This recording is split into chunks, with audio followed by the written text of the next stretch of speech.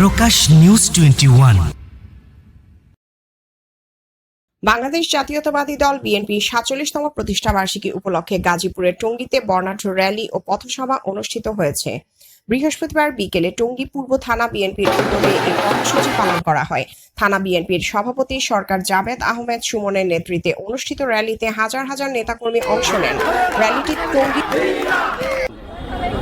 আমি প্রথমে শহীদ রাষ্ট্রপতি, স্বাধীনতার ঘোষক, বহুদলীয় গণতন্ত্রের প্রবক্তা রাষ্ট্রপতি শহীদ জিয়াউর রহমানকে শ্রদ্ধাচিত্তে স্মরণ করছি।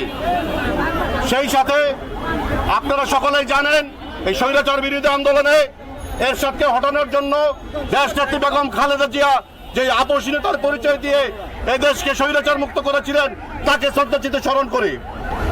আপনারা জানেন, এই খুনি শেখ হাসিনাকে বিদায় করার জন্য আমাদের ভারপ্রাপ্ত চেয়ারম্যান আগামীর বাংলাদেশ জনাব তারেক রহমানের নেতৃত্বে এই ৭০ বছর দীর্ঘ আন্দোলন। র্যালিটি টঙ্গী বাজার, বাটা গেট, স্টেশন রোড, মিল গেট, চেরাগালি ও কলেজ গেট সহ গুরুত্বপূর্ণ সড়ক প্রদক্ষিণ করে।